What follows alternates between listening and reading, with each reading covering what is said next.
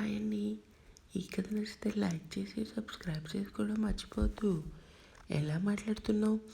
అరవై వాడి గురించి తెలుసు కూడా. వాడి కోపంలో న్యాయం ఉంది.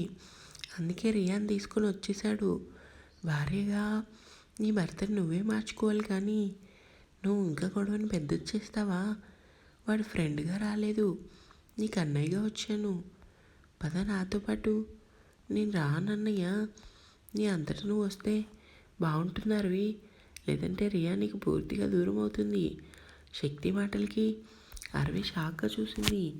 అన్నయ్య, అవును, ఇప్పుడైనా మించిపోయింది ఏం లేదు. నాతో పాటు రా అరవి. నేను వస్తానన్నయ్య, కానీ నా కూతురు కోసం మాత్రమే వస్తాను. ఈసారి స్వప్న చాచిపెట్టి అరవి చెంపపై ఒకటి ఇచ్చింది. ఊహించని చర్యకి అరవితో పాటు మన శక్తి కూడా షాక్ అయ్యాడు. స్వప్న, కూతురు కూతురు అంటున్నావు. నీ భర్త లేనిదే నీ కూతురు ఎలా పుట్టింది? మాట్లాడితే మోసం మోసం అంటున్నావు. అసలు మీ ఇద్దరి మధ్యన ఏం జరిగిందో నాకు తెలీదు. అసలు మోసం అంటే ఏంటో తెలుసా నీకు? నీకు మాయమాటలు చెప్పి కడుపు చేసి వదిలేశాడా, లేదంటే నీ కళ్ళ ముందే వేరే అమ్మాయితో ఉన్నాడా? స్వప్న మాటలకి అరవి కోపంగా చూస్తూ, నా నాన్న అలాంటి వాడు కాదు. మరి ఎలాంటి వాడు? మంచోడు అంటూ అతని రూపం గుర్తు చేసుకుంది. సరే, మంచోడు అంటున్నావు. నీ విషయంలో అసలు ఏం మోసం చేశాడు? మా నాన్న చెప్పింది వాళ్ళ నాన్న. ఆ విషయం తెలుసు కూడా వాడు నాకు చెప్పలేదు. అరవి మాట పూర్తి కాకుండానే నువ్వు ఎక్కడైతే దూరం అవుతావని వాడు చెప్పలేదు. అరవి, ఎందుకంటే నీ ప్రేమను వదులుకోలేక అని బాధగా అన్నాడు శక్తి. ప్రేమ ఉన్న చోట మోసం ఉండకూడదు శక్తి. అరవి మాటలకి స్వప్న పాల్పడి నవ్వింది. స్వప్న ఎందుకు నవ్విందో అర్థం కాక అరవి అలానే చూసింది. పిచ్చి అరవి, నీలో మైనస్ పాయింట్ ఏంటో తెలుసా? నీ కోపం, తొందరపాటు, మనతనం. నువ్వు ఎక్కడైతే దూరం అవుతావని చెప్పలేదు, కానీ నువ్వు అది అర్థం చేసుకోకుండా మీ ఆయన వదిలేసి వచ్చావంటే అది నీ మూర్ఖత్వం. అంటే తప్పంతా నాదా? ముమ్మాటికి నీదే. ఇదంతా పక్కన పెట్టు. ఇప్పుడు నీకు భర్త కావాలా వద్దా? వద్దు. సరే, నీ కూతురే కావాలి, అవునా? అవును. నీకు భర్త వద్దు, కానీ కూతురు కావాలి. దానికి ఎందుకు ఇంతలా ఏడుస్తున్నావు? సింపుల్గా మీ ఆయనకి విడాకులు ఇచ్చి రియాన్ నీ సొంతం చేసుకో. స్వప్న మాటలకి అరవి షాక్గా చూసింది. ఏంటి షాక్ అవుతున్నావు? విడాకులు ఇవ్వమంటున్నాను, ఇచ్చేయి. అప్పుడు ఇలాంటి గొడవలు ఉండవు కదా. పిచ్చి కానీ పట్టిందా? పట్టింది నాకు కాదు, నీకు. అందుకే నీ సంసారాన్ని నువ్వే చేతులారా నాశనం చేసుకున్నావు. శక్తి గారు, మీరు అరవిని తీసుకెళ్ళండి. అరవితో పాటు మీరు కూడా రండి. కనీసం మీ మాటలు వినైనా మా రాన్న మనసు మారుతుందేమో. ఆయన మనసు మారదండి. ఎందుకంటే ఆయన విషయంలో ఏ తప్పు కనిపించడం లేదు.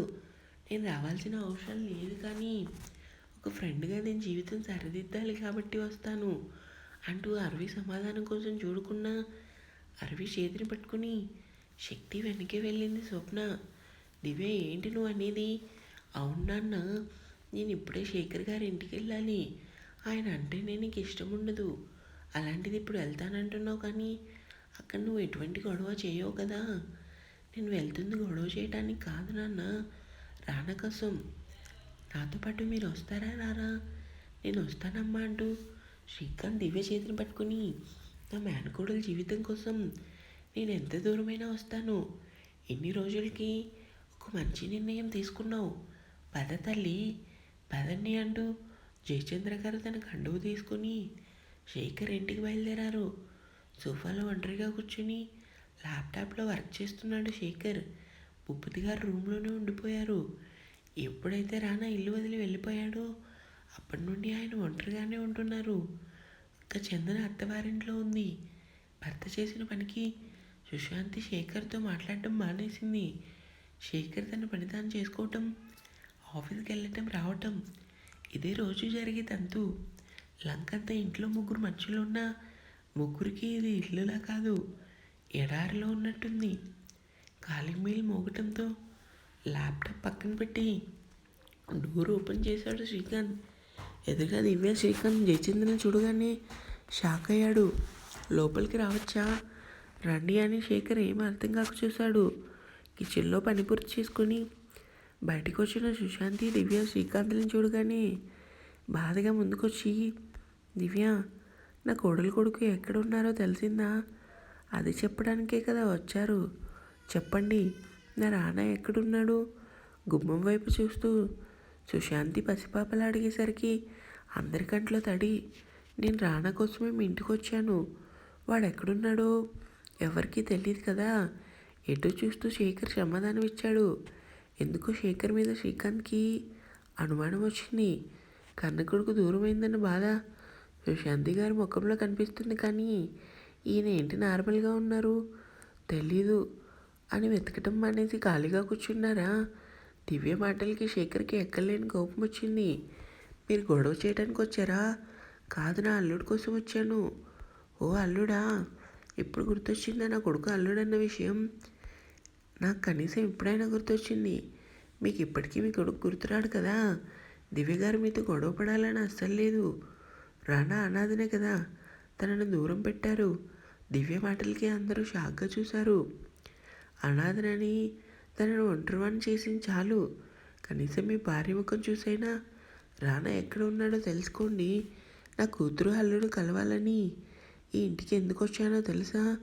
నా కూతురు ఇంట్లో కోడలుగా అడుగు పెట్టాలన్న నా భర్తను మీరు చంపారన్న కోపం తప్ప మీ మీద నాకు ఎటువంటి పగ లేదు. బిడ్డల జీవితం బాగుపడాలని మీ ఇంటి గడప తొక్కాను. నిర్ణయం మీది అని దివ్య చేతులు మొక్కగానే సుశాంతి కోపంగా ముందుకొచ్చి, మాటిస్తున్నాను దివ్య, అరవే ఇంటి కోడలు. ఎక్కడున్నా సరే మా ఆయన వెతికి మరీ తీసుకొస్తారు. సుశాంతి మాటలకి శేఖర్ ఏం మాట్లాడలేదు. నాకు తెలుసు సుశాంతి గారు, మీరు రానా కోసం ఆలోచిస్తారని. మీ మీద నమ్మకంతోనే నేను ఇంటికి వెళ్తున్నాను, వస్తాను. సరే దివ్య అని సుశాంతి అనగానే దివ్య శేఖర్ ముందుకొచ్చి, పెంచిన ప్రేమని ఎలా మర్చిపోయారు మీరు? దివ్య మాటలకి శేఖర్ కంట్లో నీళ్ళు తిరిగాయి. మీ అబ్బాయి అని వెతకండి, అనాథ అన్న విషయం మాత్రం మర్చిపోండి. వెళ్తున్నాను అంటూ దివ్య అక్కడి నుంచి వెళ్ళగానే శేఖర్ బాధగా సోఫాలో కూర్చున్నాడు. నాన్న, ఏంటి మా అమ్మ దగ్గరికి వెళ్దామా? ఎందుకు? నువ్వు, నేను, అమ్మ, ఇదే కదా మన ఫ్యామిలీ. అమాయకంగా అడిగిన రియా ప్రశ్నకి రానా మౌనంగా ఉండిపోయాడు. నాన్న, ఏం ఆలోచిస్తున్నావంటూ రానా ఇచ్చిన చాక్లెట్ తింటూ, నాన్న, మరోసారి పిలిచింది రియా. రానా పలకటం లేదని. ఏంటి మా, మనం ఇకపై ఇక్కడే ఉంటామా? అవును. మరి అమ్మ ఎందుకు నాకు ఈ విషయం చెప్పలేదు? మీ అమ్మకు బుర్రలేదులే అమ్మా. ఏంటి, మనం బయటికి వెళ్దామా? వెళ్దాం, కానీ ఒక కండిషన్. ఏంటి? ముందు నాకు అమ్మని చూపించు. ఆ మాటకి రానా కోపం కానీ ఏం చేయగలడు? ఏంటి నాన్న మాట్లాడో? సరే చూపిస్తానంటూ గుమ్మం వైపు చూసి షాక్ అయ్యాడు. ఎదురుగా 60 శక్తి, స్వప్న. శక్తిని చూడగానే రానాకు చంపేయాలన్నంత కోపం వచ్చింది. పంటి బిగిన కోపం అనుకుని కామ్గా ఉన్నాడు రానా. లోపలికి రా అరవి అని శక్తి అనగానే రానా కోపంగా అరవిని చూశాడు. ఆ చూపు చూసిన అరవి భయంగా స్వప్న చేతిని పట్టుకుంది. తల్లిని చూడగానే ఎక్కడలేని హుషారు వచ్చేసింది రియాకి. అమ్మ అంటూ అరవింద్ దగ్గరికి కాళ్ళని చుట్టేసింది. ఒక్కసారిగా కూతుర్ని గట్టిగా హత్తుకొని ముద్దులు పెట్టి రియా అంటూ కంటి నిండా నీళ్ళతో చూసింది అరవి. ఎందుకమ్మా ఏడుస్తున్నావు? ఏం లేదమ్మా. ఏమన్నా తిన్నావా? ముఖమేంటి నాన్న అలా ఉంది? ఇప్పుడే నాన్న నాకు భోజనం తినిపించాడు తెలుసా? 2 కాళ్ళు పెద్దవి చేసి చెప్పింది రియా. అరవి ఏం మాట్లాడలేదు. రియా, ఏంటంటీ, మనం కాసేపు ఆడుకుందామా బయట అంటూ రియా స్వప్న దగ్గరికి వెళ్ళగానే అరవి భయంగా రానని చూసింది. మౌనంగా 2 చేతులు కట్టుకొని శక్తిని చూసి, ఎక్కడికి వెళ్ళావు? ముందు నేను చెప్పేది వినరా. నీ పక్కన ఉన్న దాన్ని బయటికి పొమ్మని చెప్పు, లేదంటే ఏం చేస్తానో నాకే తెలీదు. అందుకే నేను రానని చెప్పాను. శక్తి ఇలాంటి రాక్షసుడితో అరవి మాట పూర్తి కాకుండానే రాన కోపంగా ముందుకొచ్చి ఆమె చేతిని పట్టుకొని బరాబరా లోపలికి ఇడ్చుకుపోయి డోర్ లాకేసి ఆమెను గోడకు లాక్ చేశాడు. ఊహించిన చర్యకి అరవి షాక్గా చూస్తుంది. ఏం చేస్తున్నావు? వదులు. ఏంటి రాక్షసున్నా? అవును అంటూ అరవి పొగరుగా సమాధానం చెప్పేసరికి రానా ఆమె 2 బుగ్గలు అదింపెట్టుకుని రాక్షసుడితో కాపురం ఎలా చేసావే? బుద్ధి లేక మరీ మరింత దగ్గరగా ఆమె దగ్గరికి వచ్చి, నిజంగా నీకు బుద్ధి లేదే? బుద్ధి ఉంటే నువ్వెందుకు ఇలా ఉంటావు? అంటే నీ ఉద్దేశం మొగుడు మాటలు వినవు, కానీ నిన్ను ప్రేమిస్తున్న వాడి మాటలు మాత్రం బాగా వింటావు కదా. నీకు పార్దు అంటే పడదు, కానీ పార్దు నా బావ అంటూ టక్కున ఆగిపోయింది. అరవి అప్పటికే రాన కలలో అగ్నిపర్వతం. ఏంటి అంటున్నావు? నన్ను వదులు. నిన్నెప్పుడో వదిలేశాను. వదిలేసింది నువ్వు కాదే, నేను అని అరవి కోపంగా అనగానే రానా ఒక్కసారిగా ఆమెను మీదకి లాక్కొని, ఒకటి అడుగుతాను చెప్పవే. మీ నాన్న విషయం మాత్రమే నీ దగ్గర దాచినందుకు నేను ఒక మోసగాడిని కదా. మరి అన్నీ వదులుకొని ఈ మోసగాడిని నిన్ను ప్రాణంలో ప్రేమించాడు కదా. ఆ ప్రేమ ఎలా మర్చిపోయావే? రానా మాటలకి అరవి కంట్లో గిర్రుని నీళ్ళు తిరిగాయి. నాకు ఇప్పటికే అర్థం కావటం లేదు. నేను చూపించిన ప్రేమ నువ్వు ఎలా మర్చిపోయావో నిజం చెప్పు. నా ప్రేమలో లోపం ఉందా? సూటిగా అడిగాడు రానా. ఇంకా ఉంది